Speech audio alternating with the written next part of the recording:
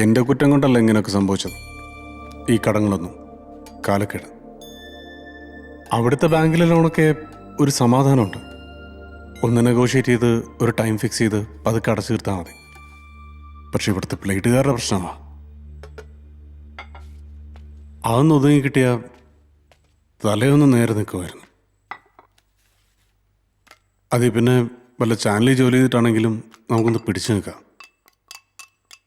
പക്ഷേ ബ്ലേഡുകാർക്ക് കൊടുക്കേണ്ട ഒരു 10 ലക്ഷം രൂപ അതിപ്പോൾ 2 ദിവസത്തിനുള്ളിൽ കിട്ടിയേ പറ്റും. അതിനിപ്പോൾ ഞാൻ ഒരു വഴിയെ കാണുന്നുള്ളൂ. പിള്ളേരുടെ പേരിൽ എന്റെ അച്ഛൻ എഴുതി വെച്ചിരിക്കുന്ന മണ്ണ് വിൽക്കണം അല്ലേ? അതല്ലേ ഉദ്ദേശിച്ചത്? നടക്കില്ല. എനിക്ക് ജീവനുള്ളിടത്തോളം കാലം നടക്കില്ല.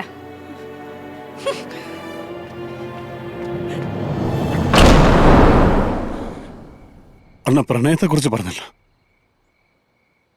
5 കൊല്ലം പ്രണയിച്ച് കെട്ടിയതാണ് ഞാൻ അവളെ. നിങ്ങൾക്കറിയോ, ഗൾഫിൽ ചാനൽ തുടങ്ങാൻ നെട്ടോട്ട് ഓടുമ്പോൾ ഞാൻ പൈപ്പ് വെള്ളമാണ് കുടിച്ചിട്ടുള്ളത്. Mineral water bottle വാങ്ങിക്കൂല. അതിൻ്റെ കാശ് പോലും മിച്ചം വെച്ച് ഞാൻ ഇവ കഴിച്ചു കൊടുക്കും. എൻ്റെ ഭാര്യയും മക്കളും അനുഭവിക്കാത്ത ഒരു ലക്ഷ്വറി എനിക്ക് വേണ്ട. എന്നെ മോഹിപ്പിച്ചിട്ടില്ല. പക്ഷെ അവളത് മനസ്സിലാക്കിയില്ല. അണ്ണാ, എനിക്ക് ഉറപ്പുണ്ട് ഇപ്പൊ ഒന്ന് സ്റ്റഡി ആയിട്ട് നിൽക്കാൻ പറ്റിയ ഈ നഷ്ടപ്പെട്ടതെല്ലാം എനിക്ക് തിരിച്ചുണ്ടാക്കാം. അതിനാണ് ഞാൻ അവളുടെ കാല് പിടിച്ചത്. സമ്മതിച്ചില്ല, സമ്മതിക്കില്ല. തെറ്റിയതെനിക്കാണ്. ഇന്നലെ വരെ ജീവിച്ചത് ഞാൻ എൻ്റെ ഭാര്യയ്ക്ക് മകൻ വേണ്ടിയാണ്. അവിടെയാണ് തെറ്റിയത്. അണ്ണാ, നിങ്ങളിടയ്ക്ക് ചോദിച്ചല്ലോ ഞാൻ ഈ ഫോണിങ്ങനെ എടുത്ത് ഇടയ്ക്കിടയ്ക്ക് നോക്കുന്ന എന്തിനാണെന്ന്. പുതിയ സിമ്മാണ്. ഈ ഫോണിൻ്റെ നമ്പർ എൻ്റെ ഭാര്യയ്ക്ക് എനിക്ക് മാത്രമേ അറിയത്തുള്ളൂ. ഞാൻ വീട് വിട്ട് ഇറങ്ങി പോന്നിട്ട് ഇപ്പോൾ 2 പകലും 2 രാത്രിയും കഴിയുന്നു. ഇതുവരെ ജീവിച്ചിരിപ്പുണ്ടോ എന്നറിയാനെങ്കിലും ഒരു ഫോൺ കോൾ, ഒരു മെസ്സേജ് ഉണ്ടായിട്ടില്ല, ഉണ്ടാവത്തില്ല. അവളുടെ ഒരു വിളിയോ ഒരു മെസ്സേജോ അത് വന്ന ഉടനെ ഞാൻ തിരികെ പോവും. പക്ഷെ അവളെ വിളിക്കില്ല. അതാണ് പെണ്ണ്.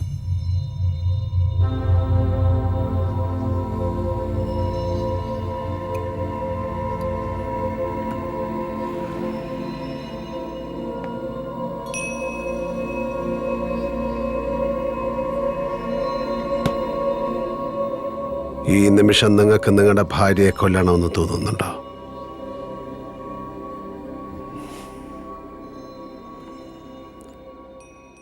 ഞാൻ കൊല്ലട്ടെ?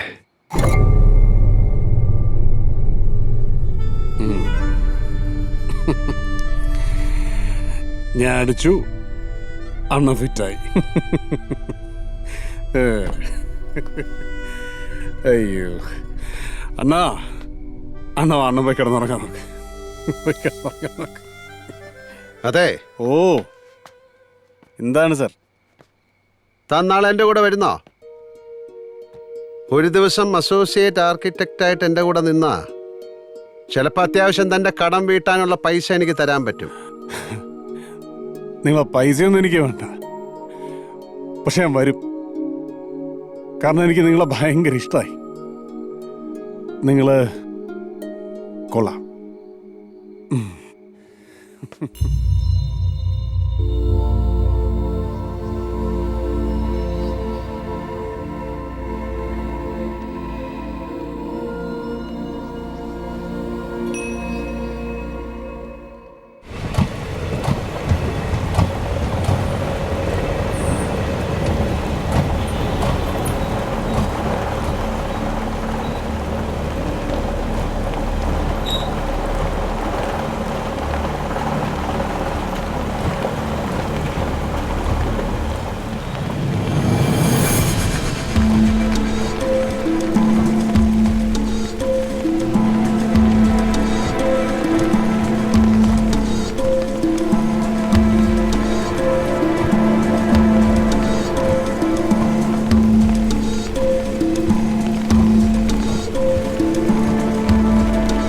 Hello sir.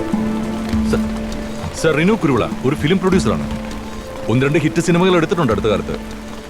ആ sir. Sir, AC gas leak ചെയ്തിട്ടുണ്ട്. ആക്സിഡന്റ് ഡെത്ത് ആവാനാണ് സാധ്യത. സർ, ഞാനത് നോക്കിക്കോളാം. ഇല്ല സാർ, വേറെ പ്രോബ്ലംസ് ഒന്നുമില്ല. ഇല്ല സാർ, ഫോഴ്സ് ഉണ്ട് ഇവിടെ. സാർ ശരി സാർ, ഓക്കെ സാർ.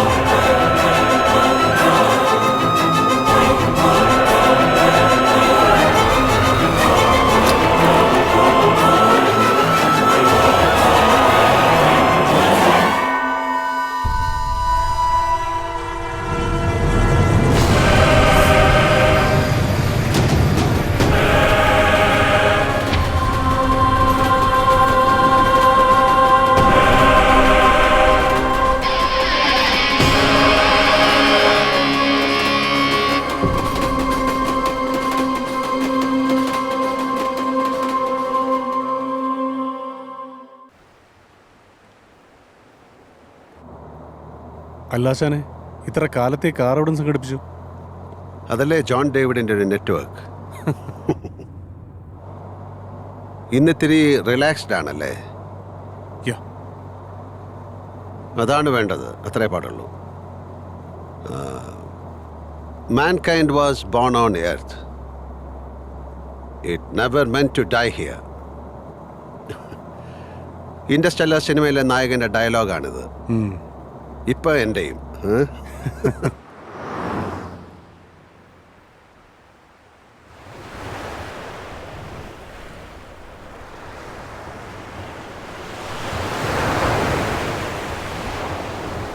ഇത് കൊള്ളാലോ, രഘുവേട്ടന്റെ കൊട്ടാരം. രഘുചന്ദ്രൻ, അതാണ് ശരിക്കുള്ള പേര്. അടുപ്പക്കാർക്ക് രഘുവേട്ടൻ, ഹിൽ ടോപ്പ് രഘുവേട്ടൻ. കർണാടകയിൽ 4 സ്റ്റാർ ഹോട്ടലുകൾ തുടങ്ങിയിട്ടുണ്ട്. പുതിയ പ്രോജക്റ്റ് കാർവാറിലാണ്. കടൽ തീരത്ത് 10 ഏക്കറിൽ ഒരു റിസോർട്ട്. Basically I'm an animator, but architecture is my passion. മൂപ്പറുടെ മകൾ അനാമിക എൻ്റെ ഫേസ്ബുക്ക് ഫ്രണ്ടാണ്. ആ വഴി വന്നൊരു പ്രപ്പോസലാ. 2-3 ഓൺലൈൻ ഡിസ്കഷൻസ് കഴിഞ്ഞു. ഇത് ഫൈനൽ സിറ്റിംഗ് ആണ്. ഉഗ്രൻ പ്രോജക്റ്റാണ്. അടിച്ചാൽ കുടുംബം രക്ഷപ്പെട്ടു മോനെ. ഇനി അനന്തൻ ഡ്രൈവ് ചെയ്യുന്നു, ഞാനൊന്ന് മയങ്ങുന്നു. ഓക്കെ അല്ലേ?